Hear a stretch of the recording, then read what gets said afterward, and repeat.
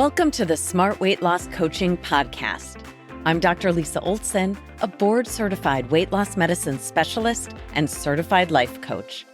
In this podcast, I'll share fresh insights and effective techniques for incorporating mindset, habit change, and proven science into your life.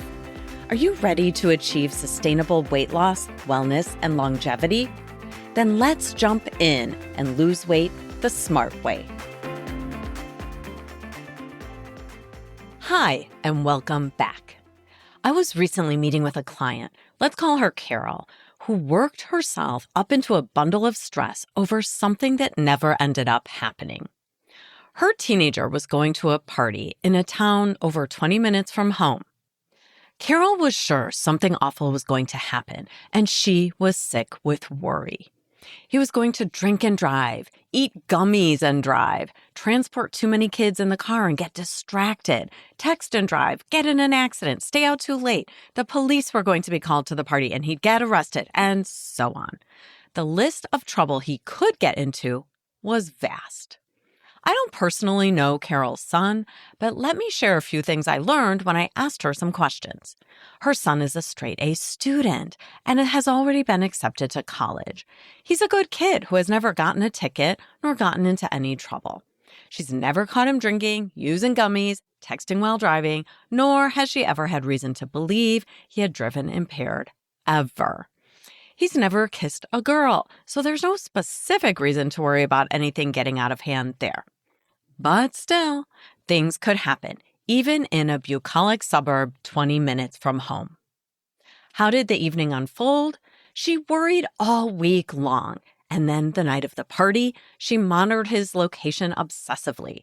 He was a little tired, so he drove home by 10 p.m., stone, cold, sober, content, and ready to hang out and chat a bit about the night with his mom before getting to sleep. How did Carol feel when she was thinking all week long about the things that could have happened when he was out?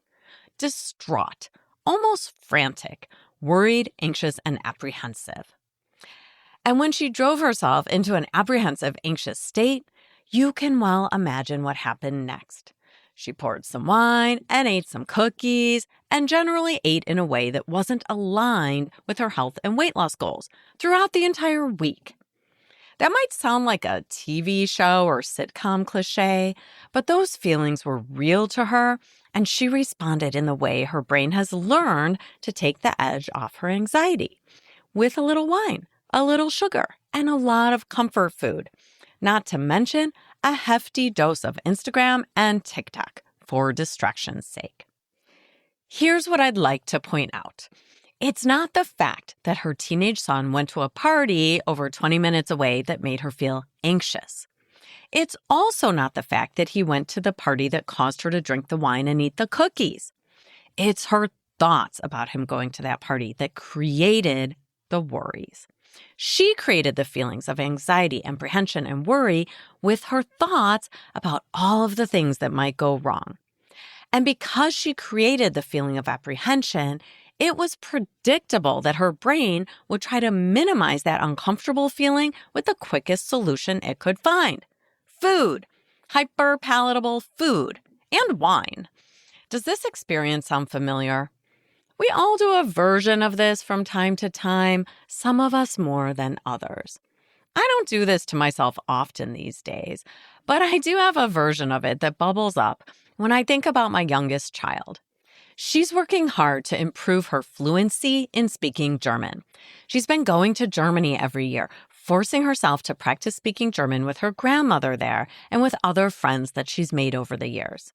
I think this is terrific, and I encourage her to go to Germany whenever she can. I encourage her to take classes there and to stay connected with people she's met. I've suggested that she consider applying to college there because nothing is better than full immersion to become totally fluent. And yet, I sometimes catch myself worrying in advance that she will go to college there. And then she'll decide to stay for grad school or med school, and then I imagine she'll fall in love with a German and stay there forever. And then I'll need to actually learn German myself, and I'll need to move there to help take care of my future grandchildren. You can see how ridiculous this thinking is, right? I mean, she's a sophomore in high school, and I'm worried about having to fly to Germany to babysit my future grandkids. It's bananas. What is that worry in advance about a problem that may never happen doing for me? Absolutely nothing. But occasionally, I indulge in that thinking anyway. And when I do, I feel a little tug of discomfort bubbling up in my stomach and in my chest. It's not a huge worry, but rather a nagging worry. Every time I encourage my daughter to go to Germany and I plan a trip for her, there's a risk my brain will take me down this path of unhelpful thinking. It's like a little tiny smooth pebble in my shoe. When we worry in advance, we're creating our own feelings of anxiety, manufacturing stress that doesn't have to exist. That activates our fight or flight reaction through the sympathetic nervous system, and it raises our cortisol levels, which in turn increases ghrelin, our hunger hormone. When we let our stress run unchecked, we increase cravings for sweets and treats, increase visceral or central fat storage around our waist, and we increase inflammation. This is not a good thing. We're more likely to become insulin resistant, and this drives an unhealthy cycle that leads to mediocre food choices, poor sleep, and of course, all of this sets us up for weight gain and pre-diabetes, if not full-blown type 2 diabetes. Before we talk about solutions to negative thinking and sympathetic nervous system overload that leads us down the path of stress eating and weight gain, let's hear a quick word from our sponsor. Ha, just kidding. It's still me, Dr. Lisa Olson, founder of Smart Weight Loss Coaching. If you're as focused on your health as you are on the scale, you're my person. In my online program, we'll help you establish healthy habits for weight loss, better health, and longevity. For those of you who have looked at our website before, you'll be excited to see that you no longer have to commit to a 3-month program to join us. If you'd like to learn more about our affordable monthly membership, head over to smartweightlosscoaching.com. And we're back. In my role as a physician and coach, I often hear from people who are incredibly stressed. These folks are legitimately concerned about serious problems, from infertility to an abnormal mammogram to financial hardship or divorce. They're facing the challenges of helping a parent navigate dementia or cancer, death of a loved one, or helping a teenager struggling with mental illness. These aren't things that anyone can make better with just a few kind words, reframing a tough situation, or even a hug. At some point, most if not all of us will navigate a major life stressor, one that utterly flattens us and leaves us gasping for breath. What I'm trying to help with today is the reduction of stress related to things that aren't worthy of the fight or flight nervous system activation. Why not do what we can to minimize the impact of the smaller stressors in life? We can avoid creating our own stress amplification, and we can also insulate ourselves to some degree from the impact of life's biggest stressors. So here's the good news about the doom and gloom thoughts that we sometimes slide into, creating anxiety in advance of any problem. We don't have to go there. We have agency to calm our nervous system down in the face of stressors that aren't seriously threatening, or they're not threatening yet. I don't want Carol to have the same reaction to her son going to a party that she might have to the death of a loved one. They just aren't the same kind of stress, and we don't have to allow our brains and bodies to go there for our day-to-day worries.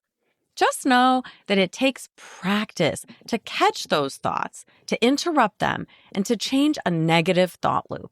You're not going to change from a glass half empty, anxious state to an optimistic believer that everything is going to work out fine overnight. But you can start to turn that ship with some of the steps we'll talk about next. We don't have to believe an opposite thought to our instinctive, unintentional thought that bubbles up. Carol doesn't have to believe that her son is going to go to the party, drink a glass of water, watch a feel-good movie with his friends, and drive home at 9 p.m. to read an educational book. That's a little silly. But she also doesn't have to go to DEFCON 1, the highest alert for danger level, and assume he's driving down the highway at 100 miles per hour, high on weed and drunk. A different thought is available to her. Something believable that isn't so anxiety-producing. Here are 3 ideas. She could think, my son has been responsible in the past when he's gone out with his friends, so it's pretty unlikely that he's going to make any life-altering poor decisions tonight. Or maybe this thought, I want to get comfortable giving him a little more responsibility and independence. He has a phone in case of an emergency. It's not easy, but I'm practicing letting him go out into the world without mommy watching and choreographing his every move. Here's one final curated thought Carol could choose to reduce her own anxiety. Part of being a teenager involves learning how to be independent and to experience age-appropriate risk-taking. Part of being the parent of a teenager is learning to live with that. Any of these thoughts might help Carol feel calmer and less anxious. Maybe that last one will help her start on the path to feeling capable of handling the discomfort that comes with her son becoming independent. If Carol wants to feel capable of handling that discomfort of her kid going out unsupervised, she'll need to practice thoughts that make her feel capable. Thoughts like, I can handle this. I trust him. He's shown me that he's responsible. I want to learn to navigate this because there's no upside to worrying in advance about a problem that hasn't happened. This is something I will learn to handle. The more she can calm her sympathetic nervous system, the one that causes the fight or flight feelings of adrenaline rushing through our bodies, the less likely she is to self-soothe with wine, food, screens, or other maladaptive habits. Interestingly, sometimes things work in the opposite direction. I usually find that our thoughts create our feelings, and that's what drives our actions. In that model, thinking something terrible is going to happen causes Carol to feel anxious, and she self-soothes with sugar and wine. And that blocks her weight loss. But it does also happen in the opposite direction at times. Sometimes we can start to feel anxious as a result of something happening on top of being chronically stressed. We tend to spend way too much time in that fight or flight way of feeling. Maybe because there's a lot of stress at work. Maybe you're in a difficult relationship. And then you hear your kid is going to a party and your heart starts to pound. That physical sensation of your heart pounding can actually drive negative thoughts. In that case, we want to tap into our body to lower our heart rate, lower our blood pressure, slow our breathing, and thereby reduce our cortisol levels, our stress hormone levels. We can achieve this in many ways, one of which is to breathe and another is to move. This is a great place to start doing some of the breathing exercises that you may have learned in the Smart Weight Loss Coaching Program or somewhere else. When we exhale longer than we inhale, that slows everything down. Try it now. Breathe in for the count of 4, then hold it for the count of 5, and then slowly breathe out through pursed lips, like you're putting your mouth on a straw, for a count of 6, or even 7 or 8. Just that one breath, in for 4, hold for 5, and out for 6, 7, or 8. That will start to slow things down. Do that a few times, and your body will step out of fight or flight and will allow you to think more clearly. You could do this a few times every day. Another strategy is to move your body. Getting out for a walk in nature might be ideal, but even just a short burst of movement in place can clear your brain and lower your anxiety. If you like to worry in advance, you're not broken and you're not alone. It's a normal human brain variant to do that. But if you find yourself feeling stressed out and anxious too often, especially over things that haven't even happened yet, please recognize that this has an impact on both your health and your weight. There are plenty of things you can do to mitigate that sympathetic nervous system activation and the rise in cortisol that comes from chronic worrying. Of course, prevention of stress and anxiety is a fantastic way to reduce eating and drinking off plan. We can all do that through regular daily breathing, meditation, or gratitude exercises, through adequate sleep, which I cannot stress enough, through healthy nutrition, movement, and social connections. Here's my question for you. How do you want to feel when life throws a big stressor in your direction? How do you want to feel when you realize a problem might come up in the future, but it hasn't happened and may not ever happen? How do you want to react to the minor stresses in life? Personally, I'd like to feel calm, capable, and maybe hopeful. I'd like to feel resilient and ready for whatever comes my way. None of us want to feel paralyzed by overwhelm, worry, or indecision, because when we feel overwhelmed, we tend to shut down or to ruminate. We don't take care of ourselves and we don't manage our stress hormones. And now you have a few ideas for how you might get into the right mindset to avoid worrying in advance about life. What's your MBA for today, your next best action? Maybe you want to choose your thoughts carefully so you don't worry in advance. Maybe you'd like to reach out to others for support, something I really encourage in our Smart Weight Loss coaching community. Perhaps you'd like to learn about breath work and meditation, or you're interested in taking some action to prevent overwhelm by focusing on healthy nutrition, movement, social connections, or sleep. One last idea, you could sign up for our free newsletter at smartweightlosscoaching.com. It's packed with actionable ideas to manage your health, your weight, and your stress. Thanks so much for listening. If you'd like more support during your smart weight loss journey, check out our group coaching program at smartweightlosscoaching.com. Until next time, stay well and stay smart.